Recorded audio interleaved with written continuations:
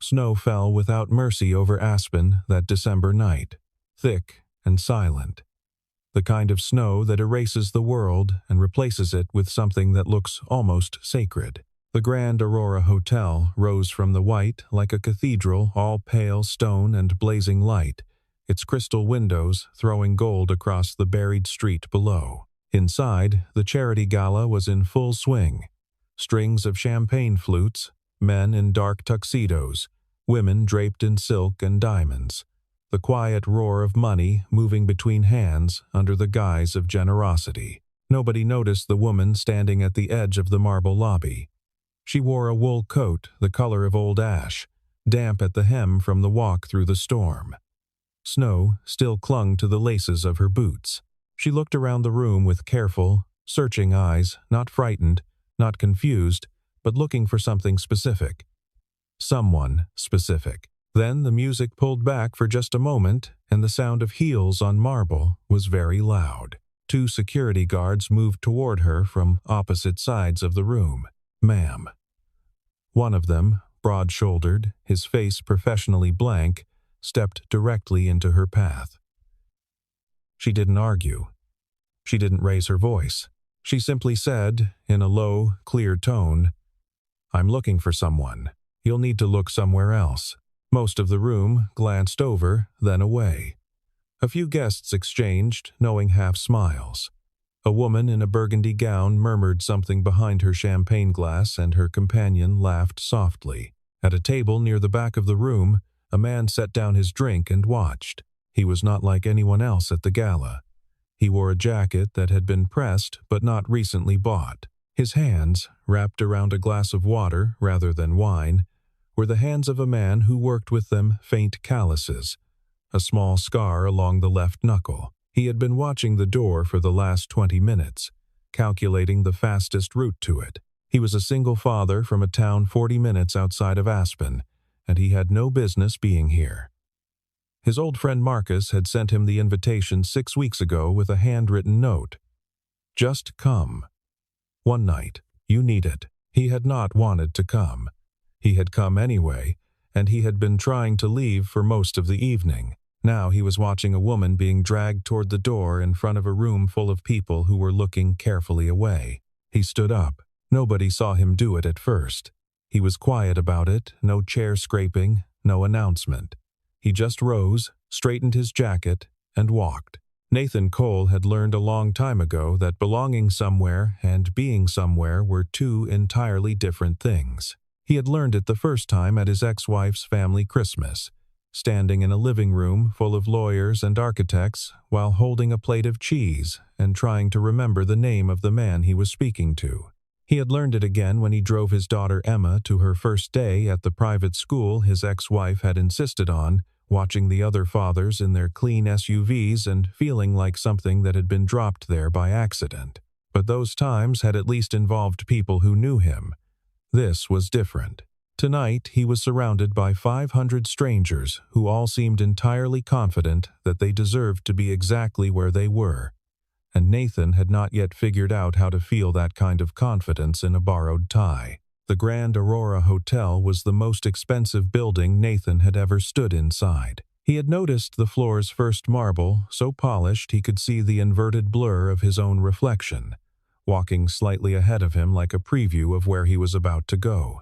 Then the chandeliers, which were not chandeliers so much as small galaxies, suspended from the ceiling, casting light that made everyone below look expensive. He had arrived early because he was always early, a habit left over from years of opening the garage at 6 a.m. before the mechanics arrived. He had collected a glass of water, found a table near the back, instinctively near an exit, and had spent the next 2 hours performing the subtle work of being invisible at a party where everyone else was performing the subtle work of being seen. His friend, Marcus Whitfield, had found him within the first 20 minutes, clapped him on the back with genuine warmth, introduced him to 3 people whose names Nathan immediately forgot, and then been swept away by the undertow of the evening. Nathan had not blamed him.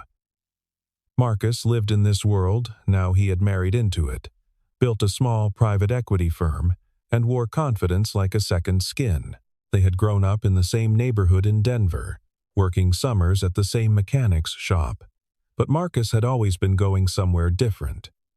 Nathan had always known that. He had loved him for it and felt, occasionally, the particular loneliness of watching a good friend become someone you have to make an appointment to see. The table Nathan had chosen seated 8.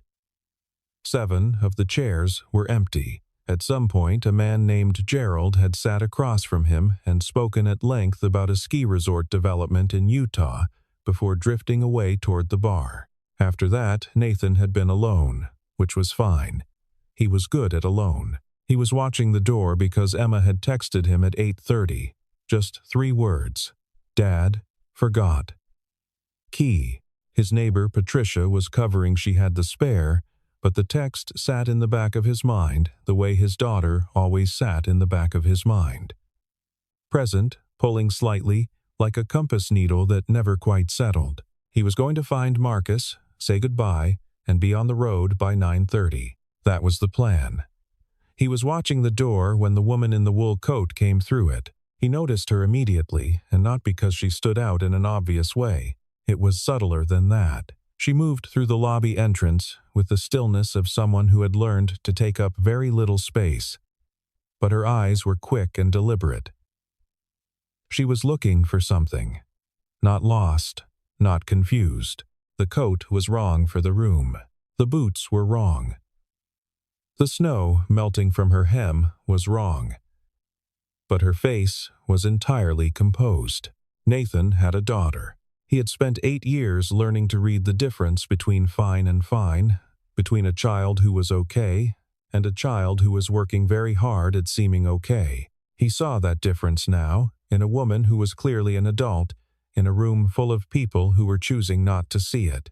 The guards moved in from both sides with the efficiency of people who had done this before. Nathan put down his glass. He did not make a decision exactly. It was more that a decision had already been made somewhere quieter than his thoughts, and he was simply catching up to it. The guard's name, stitched on his breast pocket in small gold letters, was D. Hartley. He was not unkind by nature. Nathan would understand this later, looking back, but he had a job to do, and he was doing it. And the job required a certain decisive quality that did not leave room for hesitation. "Ma'am, I need you to come with me." His hand closed around her upper arm, just above the elbow. Not roughly, but firmly, the grip of someone who had practice steering people toward doors. The second guard, younger, took a flanking position just behind her left shoulder. The woman did not pull away. That was the first thing Nathan noticed from across the room. She didn't fight it. She turned her head and said something to the first guard, her voice quiet enough that Nathan couldn't hear the words from where he was, only the tone. Measured, patient, not pleading. The guard shook his head. She said something else. The guard's expression didn't change. A cluster of guests near the champagne table had turned to watch, with the detached interest of people observing a minor incident that had nothing to do with them. A woman in a silver gown said something to her companion that made him smile. Near the string quartet, a man in his 60s glanced over once and then directed his attention deliberately back toward his conversation. The way you pull your eyes away from something you've decided not to know about. Nathan was already moving. He didn't walk quickly. There was no drama in it, no striding through the crowd, no theatrical purpose. He simply walked at his usual pace, steady and straight, toward the door where the 2 guards were maneuvering a woman in a wet wool coat out of a room where everyone had already forgotten she existed. He arrived before they reached the door. He stepped into their path, not blocking them aggressively, just standing there, in the way, with the calm of someone who has not yet considered the possibility of moving. The first guard stopped. He looked at Nathan with the mild, professional irritation of a man who has been interrupted doing something he was certain was correct. "Sir, stop," Nathan said. One word. Quiet. The kind of quiet that doesn't need volume because it isn't afraid of anything. The guard's jaw tightened slightly. "Sir, this woman is not a registered guest of this event. I need to ask you to. She's with me." 3 words. Nathan said them the way he said most things, simply, without performance, the way you state something you are not uncertain about. He had no idea who she was. He had never seen her before in his life. He would think about that later, driving back down the mountain in the snow, and he would not be able to entirely explain it even to himself. The room, or at least that corner of it, had gone very quiet. The guard looked at him for a moment. Then he looked at the woman. Then back at Nathan. "Do you know this woman? Does it matter?" A pause. The guard's grip on her arm loosened, fractionally. He was recalibrating. This was outside the normal script of these situations, and normal scripts were all he had. A man calmly claiming a woman he clearly did not know, in a room where half the people were watching now, was a variable he had not been prepared for. The woman herself was looking at Nathan. Her expression was difficult to read, not shocked exactly, more like someone who has been surprised by something so completely that the emotion hasn't quite caught up yet. Her eyes were gray, or close to it. Her coat had a small tear along one pocket, barely visible, the kind of thing you would only notice if you were standing close. Nathan met her gaze for a moment. He gave a small nod, the kind that means just follow along. The guard released her arm. He did it slowly, with the careful dignity of a man who wanted it understood that this was a professional concession and not a defeat. "I'll need your name," he said to Nathan. "Nathan Cole. And you're confirming this woman is your guest?" "Yes." The guard looked at him for another long second. Then he stepped back. The younger guard stepped back too. The small drama of it was over, as quietly as it had started. Nathan turned to the woman. He gestured, very slightly, back toward the room. "Would you like to sit down?" he said. They were not the center of attention for long. That was the nature of rooms like this. Something small and human happened at the edges, and the center went on revolving around itself. By the time Nathan had walked back to his table with the woman beside him, the string quartet had resumed, the champagne glasses had refilled, and most of the people who had watched were already talking about something else. A few were not. Nathan felt the eyes without looking for them. He was practiced at not performing for observers. He pulled out the chair beside his, the one that had been empty all evening, and waited. She sat. He sat. For a moment, neither of them spoke. The noise of the room settled around them like water finding its level. "Thank you," she said. "Don't mention it." "I don't." She paused, reorganized. "Honestly?" He turned his water glass slowly on the tablecloth. "I wasn't thinking much." That was more true than she might have believed. Nathan had spent most of his adult life making decisions the way he diagnosed an engine by feel, by some internal register that bypassed the part of his brain that overthought things and went straight to the part that knew. He had not thought I should help this woman. He had simply moved, the way you catch something that is falling before you've decided to catch it. She looked around the room, a slow and careful survey. Whatever she had been looking for when she arrived, she had not yet found it, or perhaps she had decided to stop looking for now. "I'm Elena," she said. "Nathan." "I know." She glanced at him. "They asked your name, right?" He had forgotten that. "Who were you looking for?" She was quiet for a moment. "Someone who appears to have left early. I'm sorry." "It's all right." She looked at him directly then, with the kind of frankness that some people have when they're tired of performing social niceties. "Did you think I belonged here? Before you?" She tilted her head toward the door. Nathan considered the question seriously, the way he considered most questions. "I thought it didn't matter whether you did or not." She studied him. "That's an unusual thing to think." "Maybe." He looked at the room, the long tables, the flowers, the people. "I don't really think I belong here either." "Then why are you here?" "Old friend invited me." He paused. "I've been trying to leave for an hour." She laughed. It was small and genuine, the kind of laugh that escapes before you've decided to laugh, and she pressed her fingers briefly to her lips as if surprised by it. Then she lowered her hand and looked at him with an expression that was something warmer than assessment and something cooler than warmth, sitting precisely in the space between. "So you stayed long enough to get me thrown out," she said. "Long enough to get you not thrown out," he corrected. Another silence. Outside, the snow was pushing against the tall windows in sheets, and the light inside the hotel made the storm look almost beautiful from where they were sitting. A waiter appeared. Elena ordered sparkling water, which Nathan noticed. He ordered nothing. "What is it you do, Nathan?" she asked. "I run an auto repair shop." He said it the way he said everything, with no particular apology for it. "Town called Garfield. 40 minutes east of here. A garage, more or less." She nodded, as if this was information she was cataloging, not judging.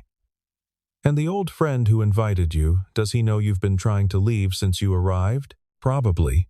Marcus knows me pretty well." She turned her water glass in her hands, mirroring what he had done without seeming aware of it. "Do you have family waiting? Is that why you want to go?" He looked at her. "A daughter. She's 8.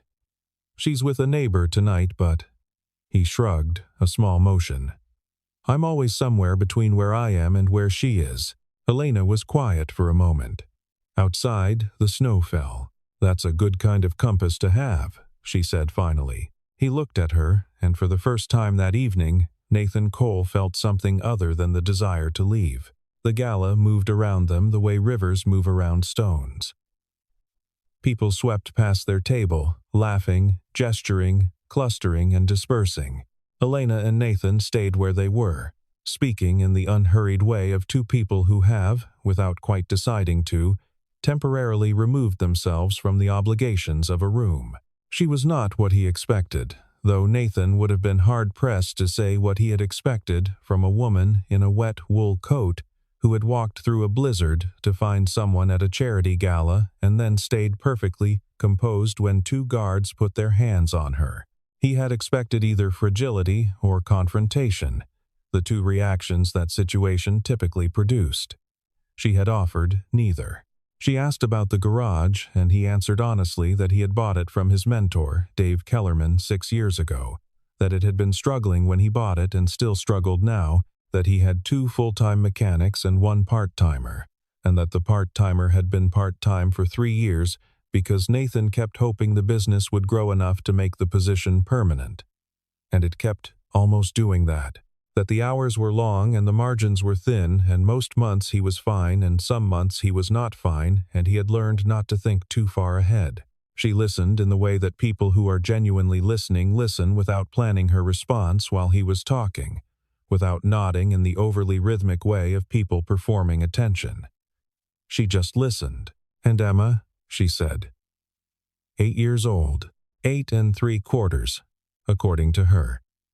A corner of his mouth moved. "She's very precise about the fractions. Smart kid.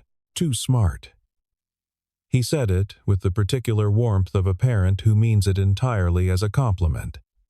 "She reads constantly. She'll read anything: cereal boxes, instruction manuals, the back of receipts. Last week, she read the entire owner's manual for my truck and then informed me I'd been using the wrong grade of oil." "Had you been?" "No." He paused. "But she wasn't wrong to check." Elena smiled. It changed her face, not dramatically, but the way the light changes when a cloud moves. "She sounds extraordinary." "She is." He said it simply. "The way people state things that are just true. She's the reason I get up in the morning. Literally, she wakes me up at 6 because she wants to make sure I make coffee before she has to leave for the bus." "Does she like school?" "Loves it. Except Jim," he considered. "And one teacher she calls Mr. Droning, which is not his actual name but is not entirely unfair either." Elena laughed again. This time she didn't try to catch it. She let it happen, and it lasted a half-second longer, and Nathan noticed this without examining why he noticed it. "What about you?" he said. "Who were you looking for tonight, if you don't mind my asking?" The lightness shifted. Not disappeared, she didn't retreat behind a wall, but it changed. The way a conversation changes when it turns toward something real. "My father's business partner," she said. "A man named Douglas Crane. There was something I needed to speak with him about. He's the kind of man who doesn't return calls. You have to catch him somewhere he can't leave. And he left anyway. He left anyway. I'm sorry. It's all right. She looked up. It's been a strange evening, but not entirely a bad one. He didn't say anything to that. There wasn't much to say, but he stayed where he was, and she stayed where she was. And outside the blizzard pressed against the crystal windows of the Grand Aurora Hotel and was perfectly, beautifully ignored. It was a waiter who interrupted them, arriving to clear the glasses, and behind the waiter came a man Nathan didn't recognize. 50s, silver-haired, the easy carriage of someone who had been important for long enough that it no longer required effort. He stopped at the edge of the table and looked at Elena with an expression that was hard to read. Then, his face changed. "Miss Ward," he said, and the room around them began to shift. His name was Thomas Aldrich. Nathan would learn this later. He was the managing director of a private fund based in Denver, a man who had attended 17 consecutive annual galas at the Grand Aurora without ever once sitting at the back table nearest the emergency exit. He was the kind of man for whom Miss Ward was not a name but an entire calculation. The way he said it quiet, calibrating, was the first signal. Across the room, someone else heard it. A woman in her 40s with sharp posture and a glass of red wine going still in her hand. Then, a man near the bar, turning his head with the practiced subtlety of someone who has trained himself to track certain names the way hunters track sound. Elena looked at Thomas Aldrich with the expression of someone who knew exactly what was about to happen and had already decided how she felt about it. "Thomas," she said, "it's good to see you." He recovered quickly, powerful men do. "I didn't know you were attending tonight. Your father didn't mention. He doesn't always mention everything." A pause. Thomas Aldrich looked at Nathan, a brief, instinctive inventory. Then back at Elena. "Of course. Well, it's wonderful to have you here." He reached out and shook her hand with both of his, which was not something he had done when he'd walked up. "Can I get you anything? Is there someone I should—" "I'm fine. Thank you." Her tone was not cold. It was precise. Thomas Aldrich withdrew, moving back into the room with the speed of a man who wanted to be the first to make several phone calls. Nathan watched him go. Then, he looked at Elena. She was looking at her water glass. "Ward," Nathan said. She looked up. "Elena Ward." He said it not as a question, but as the process of understanding arriving. "As in Ward Global Holdings." "Yes." He was quiet for a moment. He knew the name most people in Colorado did. Alexander Ward was not a man who appeared in the news often, but when he did, it was at the level of summits and legislation, of buildings being named and funds being created, of the kind of wealth that had been old long enough to have become something more than money. The Ward Global Holdings headquarters in Denver was a building Nathan had driven past 400 times without ever having a reason to think about the people inside it. Elena Ward. The daughter. "You walked here?" Nathan said. She blinked slightly. "What?" "Through the storm. You walked. Or you walked part of the way your boots." He glanced at them. "Nobody walked you to the door. There was no car waiting outside. You came in alone." He paused. "Why?" She looked at him for a moment with an expression he couldn't fully translate. "Because I didn't want anyone to know I was coming," she said. "Including your father." "Including my father." He nodded. He didn't press it. It wasn't his business, and he had the instinct developed from years of working with people in the specific vulnerability of broken things not to push at the edges of a door that wasn't his to open. Around them, the room had begun to rearrange.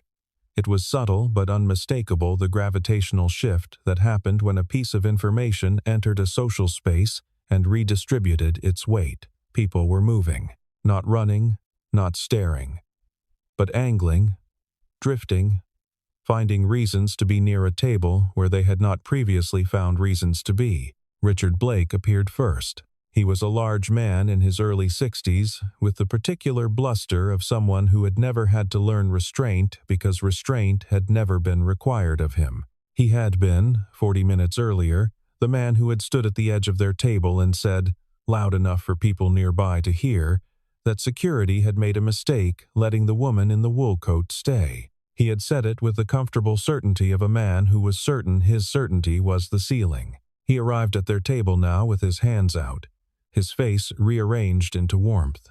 "Elena, what a wonderful surprise. I had no idea you'd be. Richard."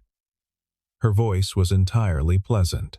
"You were just here a little while ago, weren't you?" A fractional pause. "Was I? I've been moving around all evening. You said security had made a mistake." She looked at him with the same clear gray eyes she had turned on Nathan 40 minutes ago, only there was no warmth in them now, only accuracy. "Letting me stay," the silence that followed had texture to it. Richard Blake's prepared warmth held its shape for a second longer than was comfortable, and then it cracked, just barely, at the edges. Nathan watched it happen and felt something cold and specific move through him. Not anger exactly, more like clarity. He had seen it happen before. Not in rooms this expensive, but the mechanism was the same he had seen it at school fundraisers when a teacher arrived who was more popular than expected, at the garage when a customer turned out to know someone important, in the particular social alchemy of small towns, where the value assigned to a person could shift in a moment based on information about who they knew or what they owned. It was ugly every time. The speed of it was the ugliest part. Richard Blake finished his recovery with the determination of a man who could not afford to let the moment pass without salvaging something. He laughed a brief, processed sound and said something about how he'd been distracted all evening and he hoped Elena would forgive any confusion. And he extended his hand. She shook it. Her face remained entirely pleasant and entirely closed. Then came the others. Thomas Aldrich returned with a woman Nathan hadn't seen before. Someone with the smooth efficiency of an assistant or a publicist who murmured something near Elena's ear and then withdrew. A man Nathan recognized from earlier, he had delivered a short speech about the charity's goals. Standing at the podium with practiced authority crossed the room toward them. A group of 3 women who had been standing near the east wall began to migrate without appearing to migrate. Nathan stayed in his chair and watched. What struck him was how quickly the coat disappeared. Not literally. Elena was still wearing it. The damp wool, the small tear at the pocket, but nobody seemed to see it anymore. The same garment that had made her worth dragging toward a door 40 minutes ago was now simply not being registered by eyes that had recalibrated themselves around a last name. He watched a woman offer Elena a glass of champagne with the warm deference of someone performing a gift. He watched a man pull a chair close and begin speaking with the eager leanness of someone who needs something. He watched the guard, the first one, D. Hartley, standing near the wall with his eyes slightly averted, performing the very specific blankness of someone who hopes not to be remembered. And he watched Elena. She was composed, as she had been composed throughout. She responded to people. She was gracious, which was different from warm. There was a professional distance to it, the distance of someone who had grown up around this and knew its true temperature. She did not look angry. She did not look vindicated. She looked, if anything, tired. Once, across the press of people who had suddenly found reasons to be near her, she looked at Nathan. He was already looking at her. She held the look for a moment. Then she returned her attention to the man who was speaking to her. Nathan put on his jacket. It was a natural motion he didn't stand, didn't make a production of it, just reached back and pulled his jacket from the chair and shrugged into it, the way you do when you've decided something quiet and have already moved past the decision. He thought about Emma at home with Patricia next door. The key found or the key produced from wherever it had fallen, probably asleep by now with a book face down on her chest the way she always was. He thought about the drive back down the mountain in the snow, the careful, patient work of it, the clean focus required. He thought about the garage, which would need him at 6:30 in the morning because Kevin had called in Wednesday, and the alignment work on the Callaway truck was still unfinished. He thought about the fact that a room full of people had watched a woman be dragged toward a door in a blizzard and had not moved. and that the same room was now competing for proximity to her, and that the only thing that had changed was 3 syllables. He stood up.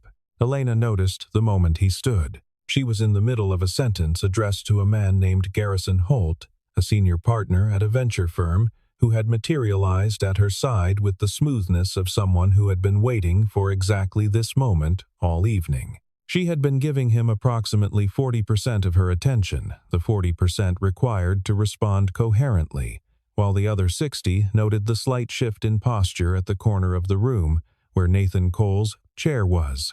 She excused herself. Garrison Holt was not the kind of man who was accustomed to being excused from, but she did it with enough grace that it took him a few seconds to understand it had happened. She reached Nathan's table as he was buttoning his jacket. "You're leaving," she said. "Yes. Why?" He looked at her, and then he looked at the room, and the look was the answer, not an accusation, not a speech, just an honest direction of his attention toward what the room had become in the last 20 minutes, and then back at her to make sure she had followed the same line. She had. "Because they only respect you now," he said. She stood still for a moment. The noise of the room moved around them, conversation, laughter, the clink of glass on glass. Garrison Holt was already redirecting toward a different target. Richard Blake was at the champagne table with his back carefully turned. Thomas Aldrich was in the far corner speaking into his phone. "They didn't respect you an hour ago," Nathan continued. He said it without heat. "You walked through a blizzard alone and came in through the front door like anyone else, and they were." He stopped, looked for the right word. "They were what they were." He paused. "I didn't help you because of your last name. I didn't even know your last name. I know that. I know you know it." He looked at her steadily. "I just didn't want to still be sitting there when it stopped being true." Elena Ward looked at him for a long moment. She was a woman who had grown up understanding, in the particular way that children of powerful families understand, that almost every person who smiled at her was smiling at something more than her. She had learned at 17 that her friendships required a kind of vigilance, a constant, low-level attention to what people wanted and whether what they were offering was real. She had gotten good at it. She had, at 31, become so good at it that she sometimes struggled to turn it off even when she was alone. Nathan Cole, a man she had known for approximately 2 hours, had stepped into the path of 2 security guards for her without knowing her name, without knowing anything about her, without the possibility of any return on the gesture, and was now leaving the room precisely because the room had changed around her in a way that made staying feel like something he didn't want to be part of. She could not immediately think of another person who would have done both things. "Emma," she said. He looked at her, slightly surprised she'd remembered. "Your daughter. That's why you're going." "Partly." He was honest about it. But not only. She nodded. She stepped back, giving him room. He moved past her toward the door and then stopped, half-turned. "I hope you find what you came here for," he said. "The man you were looking for, Douglas Crane." She almost smiled. "He wasn't here after all. I'm sorry. He'll surface. They always do." She looked at Nathan.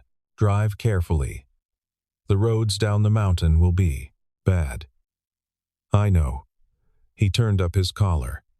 "I've driven them before." She watched him walk to the door. She watched him push it open against the resistance of the wind, and for a moment the cold came in real and sharp, the cold of the actual world outside, and then the door closed, and he was gone, and the room continued its noise and warmth all around her, as if the door had never opened. She stood at his table for a moment longer. Then she looked at the empty chair. The glass of water he'd been drinking from was still there, half full, a ring of moisture on the white tablecloth beside it. The small evidence of a person who had been there and was no longer there, the specific material trace of someone who does not make a theatrical exit but simply leaves. She sat down in her own chair. She looked at the glass. Around her, people continued to move and speak and perform the careful work of being seen. Garrison Holt made another pass. She saw him recalibrate and redirect, and she deflected him gently and without explanation. A woman she recognized from her father's foundation events stopped to say something warm that Elena returned with equal warmth and no particular feeling. She was thinking about a man driving down a mountain in the snow. She was thinking about a question that would not leave her alone. What is the actual worth of a gesture that costs you nothing? And what is the worth of a gesture that costs you exactly the thing you were afraid to lose? The moral simplicity of having helped someone before the complications arrived. She did not know Nathan Cole. She had sat across from him for 2 hours, and she could not have told you his opinion on almost anything that the guests at this gala would have considered important. She didn't know his politics, his ambitions, his financial situation beyond the thin picture painted by a struggling small-town auto shop. She didn't know who he voted for, or where he went on vacations, or whether he went on vacations, or what he thought about the things powerful people argued about in well-lit rooms. She knew that he had told the truth when he said he hadn't been thinking much.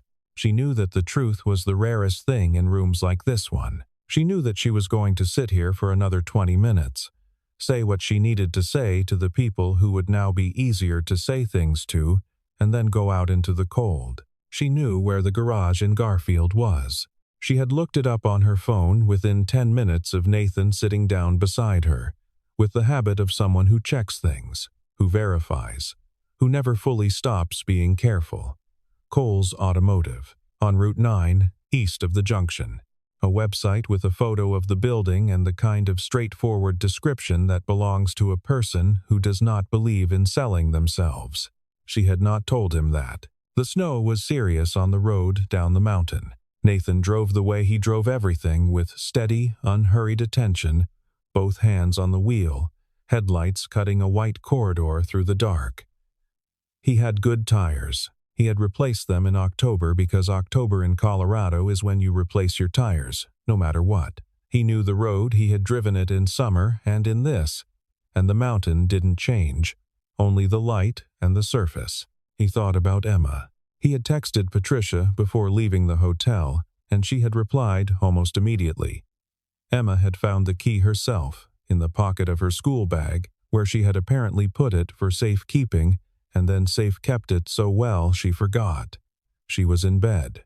Patricia had checked twice. She had sent a small photograph his daughter asleep on her side, one arm out of the covers, her book closed and set on the nightstand with the deliberate tidiness of someone who respected books. He had looked at the photograph for a long moment in the parking garage before starting the car. He thought about the gala on the way down.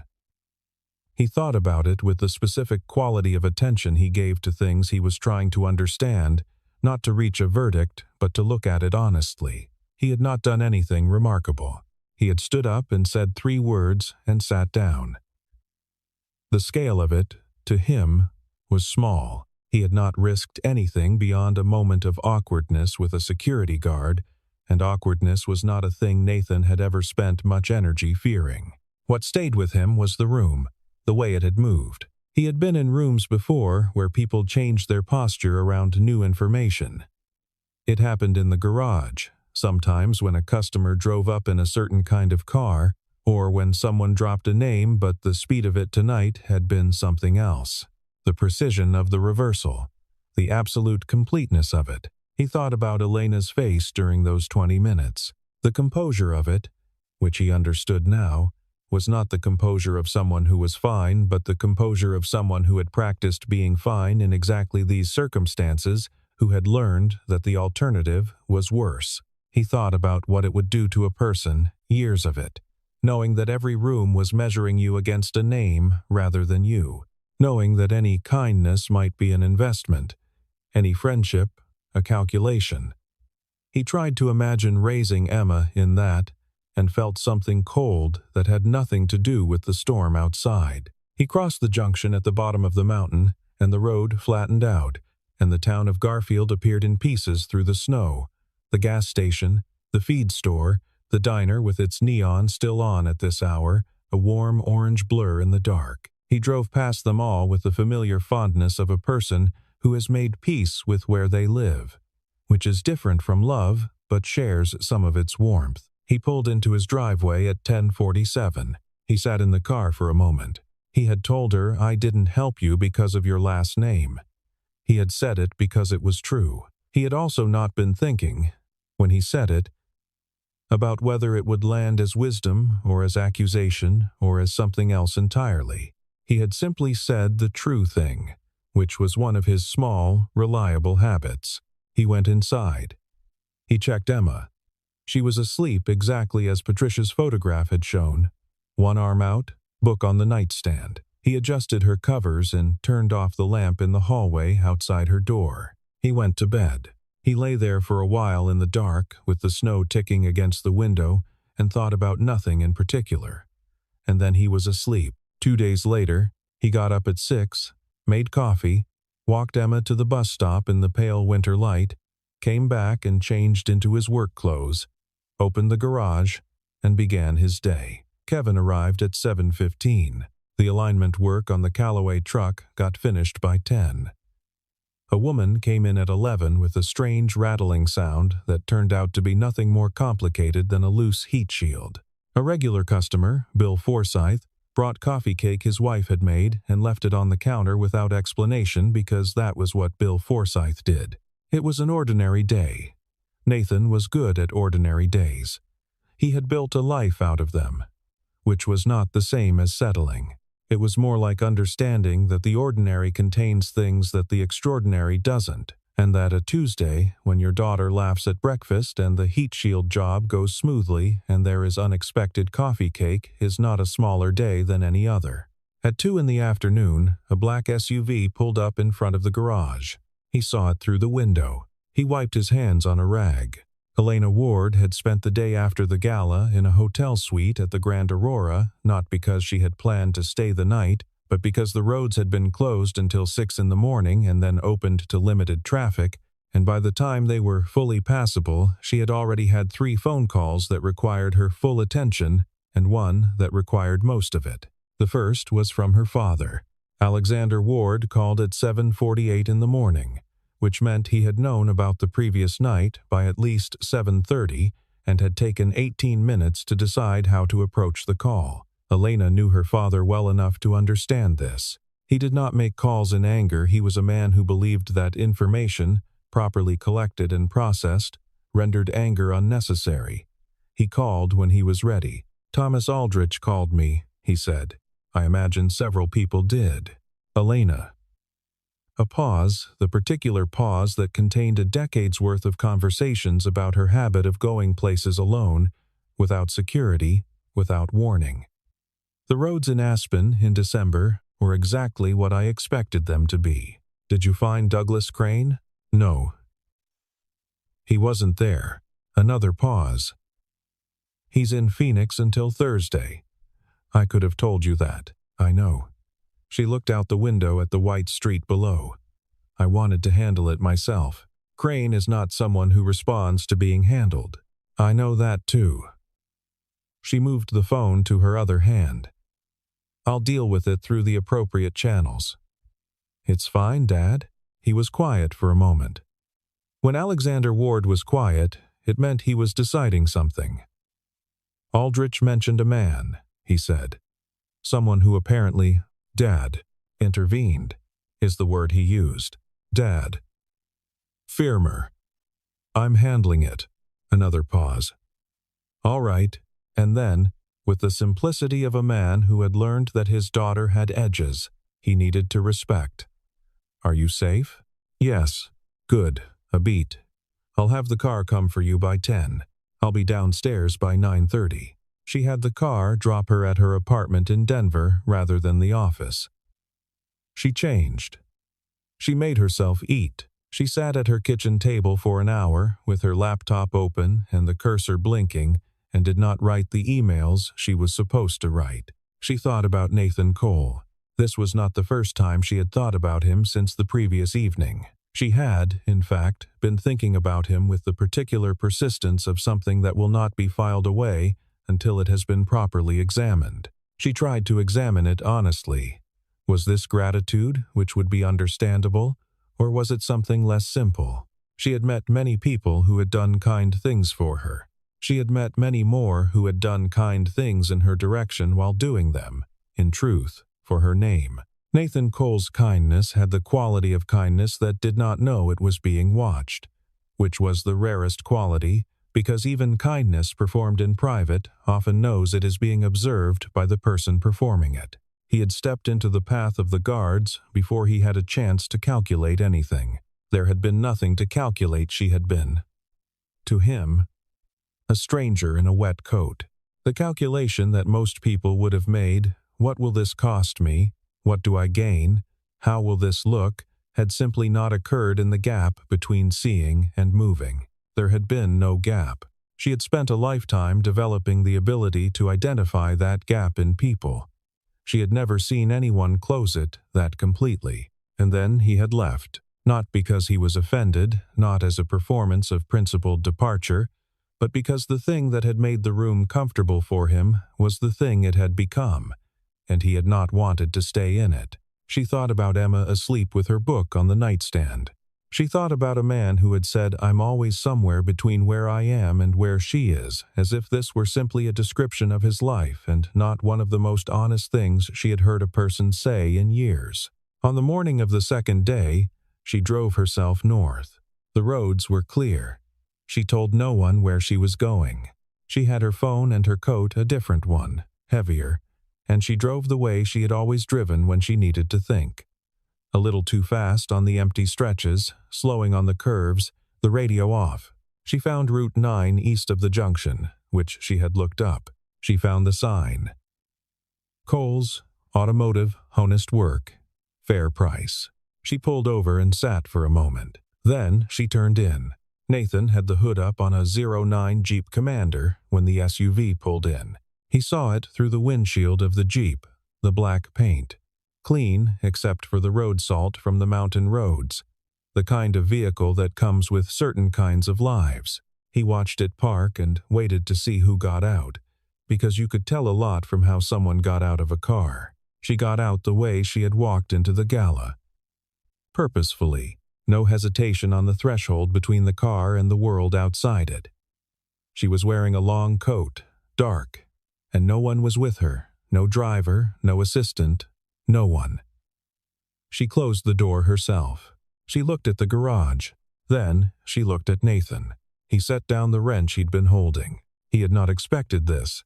He had not allowed himself to expect it. In his experience, and he had a specific kind of experience in this, the experience of a man who had learned not to want things that were not his, the beautiful gestures ended when they ended. You did something decent, and the story was over, and the person went back to their life, and you went back to yours. That was how it worked. That was the appropriate conclusion. Elena Ward was walking toward his garage. He came out to meet her, wiping his hands again on the rag he still had in his back pocket, a habit so deep it happened without thought. She stopped a few feet from him. "Hi, Nathan," she said. "Hi." She looked at the garage behind him, the sign, the bays, the equipment he could see through the open door. "Honest work. Fair price," she said, reading the sign. "It's accurate." She looked at him. "I came to say thank you. You already said it." "I said it in the moment." She met his gaze. "I mean it more clearly now." He looked at her for a moment. Snowmelt ran in thin lines along the edge of the parking lot. The sky was white and enormous. Kevin was somewhere in the back of the garage and had not yet noticed they had a visitor, which meant the quiet would last until he did. "How did you know where I was?" Nathan asked. "I looked it up." She said it without embarrassment. "The night of the gala. I wanted to know if you were who I thought you were." "What did you find?" "A garage in Garfield with good reviews and a 3-star Google rating because someone gave you 1 star for being closed on Sundays." The corner of his mouth moved. "Mrs. Pettigrew." "She needed her oil changed." "We were closed." "You remember that specifically?" "She told me about it in person. Twice." Elena smiled, and this time it went all the way. Not the small surprised laugh of 2 nights ago, but a full, unhurried smile. The kind that does not require anything from the person receiving it. It changed her face in a way he had been aware was possible since the first time she had laughed at his table and put her fingers to her lips. I also found your reviews, she said. The real ones. People say you're the most honest mechanic in Garfield County. Garfield County is not a large sample size. Honest is honest. He looked at her steadily. Why did you really come? She was quiet for a moment. Not deflecting, considering. Because I've spent my whole life in rooms full of people who calculate everything, she said. And you were the first person I've met in I don't know how long who didn't calculate anything. She paused, and I wanted to see what that looked like outside of a room full of people calculating. He thought about this. This is mostly what it looks like, he said. Jeep Commander with an exhaust manifold leak. Coffee from a machine in the back that makes bad coffee. Tuesdays. I can work with Tuesdays. He looked at her carefully. He was a man who was cautious, not timid. There was a distinction, and he had learned his caution from specific places, from a marriage that had ended in the particular way of marriages that end not with violence or betrayal, but with the slow discovery that two people have been living parallel lives and mistook proximity for connection, from years of doing the work that his work required, which was understanding that a problem rarely presented itself as what it actually was. He did not know what Elena Ward wanted from a man with a 3-star Google rating and a bad coffee machine in Garfield, Colorado. He knew what he saw, which was a woman who had driven herself an hour from wherever she had started, with no one with her. To stand in front of a garage, she had looked up on her phone at a gala because she wanted to see something outside of a room. My daughter gets home at 3:15, he said. She's going to want to know who you are. Elena looked at him. What will you tell her? I'll tell her the truth. He folded the rag in his hand, an automatic gesture. That you're someone I met. That you came to say hello. And if she asks more questions, she will ask more questions. She always does. He looked at Elena. We can answer them honestly. She held his gaze. Outside, a thin wind moved through the gap between the buildings and lifted a small spiral of dry snow from the parking lot and set it down again a few feet away. I'd like that, Elena said. Then come inside, Nathan said. The coffee is bad, but it's hot. She followed him in. The garage smelled of oil and cold metal and the particular working warmth of a space where real things got fixed. Kevin appeared from the back bay, took one look at Elena Ward standing near the tool bench in her long coat, and became very interested in something on the far wall that required his immediate attention. Nathan poured 2 cups of coffee from the machine. He handed her one. She wrapped both hands around it.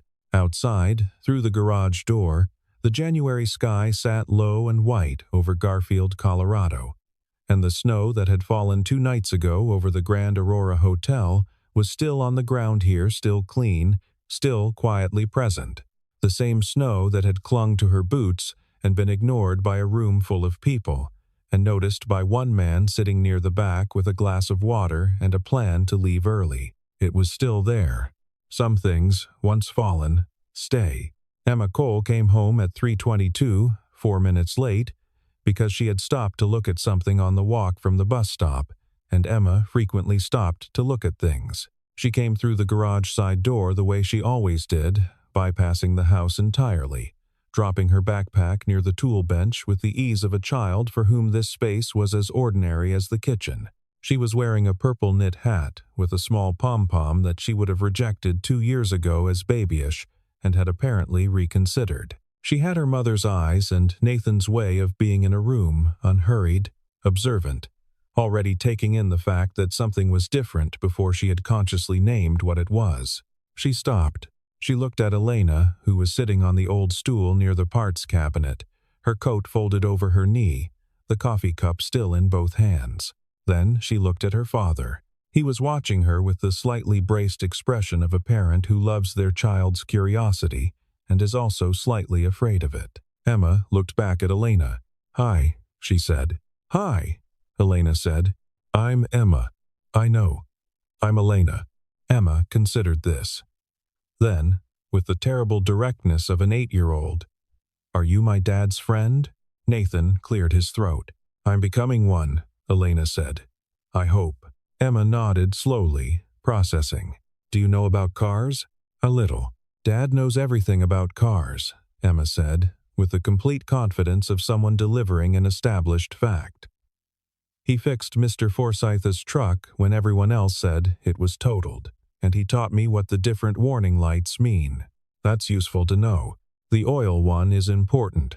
People always ignore it. Emma said this with the gravity of someone who had seen the consequences. You shouldn't ignore it. I won't, Elena said. Emma seemed to decide something. She picked up her backpack, redistributed it on her shoulder, and looked at her father with the look that meant she was done with the formal portion of her assessment and had reached a conclusion. Is she staying for dinner? She asked. Nathan looked at Elena. Elena looked at Nathan. If that's all right, Elena said. We're having pasta, Emma said, as if this were relevant information that could change things. Dad makes it from scratch on Tuesdays, not from a box. She tilted her head toward her father. Because he says the box kind is a different thing. It is a different thing, Nathan said. It's still good, Emma said, fairly. It is still good. Elena was watching this, the specific ordinary warmth of it. The particular frequency on which a father and a daughter who know each other very well speak to each other, the shorthand built from years of Tuesdays and pasta and bad coffee and reading the warning lights. She had grown up in houses with cooks and staff, which was not the same as bad, only different. She had eaten well in rooms where no one knew the coffee was bad because the coffee was always excellent. She felt something loosen in her chest that she had not fully known was tight. I would love to stay for dinner, she said. If you'll have me. Nathan turned to start the water. Emma settled at the workbench with her backpack and pulled out something to read, an actual book, thick, the cover too worn to read from across the room, and began reading it with the complete absorption of someone for whom the presence of adults is background music. The garage radio was on low, something instrumental, older, barely audible over the sound of Kevin finishing up in the back bay. Outside, the afternoon light was going silver the way it does in January in Colorado, the sky losing its white and moving toward something colder and more precise.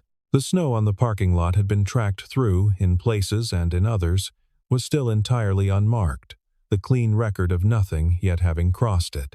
Nathan stood at the small sink, filling a pot. He did not look at Elena, but he was aware of her the way you are aware of a change in weather, not urgently, not as something requiring action, but as something real and present that has arrived and is now simply part of the conditions of the day. She was aware of him in the same way. Emma turned a page. Kevin called out from the back that the Jeep was ready. Nathan said he'd take a look in a minute. The water began to run. It was a Tuesday in January in a garage in Garfield, Colorado, and it was, by any objective measure, an entirely ordinary thing. It was not ordinary at all. Outside, the snow held its shape in the silence, the way that certain moments hold, not forever. Nothing holds forever. But long enough to be what they are, long enough to be remembered as the moment when a room full of people chose to look away, and one man near the back stood up, and the thing that was set in motion by that small and unannounced decision found its way through 2 days of snow and silence and a bad coffee machine to a Tuesday that neither of them had planned. Honest work. Fair price. And sometimes, if you were still there when the calculations stopped, something truer than any of it.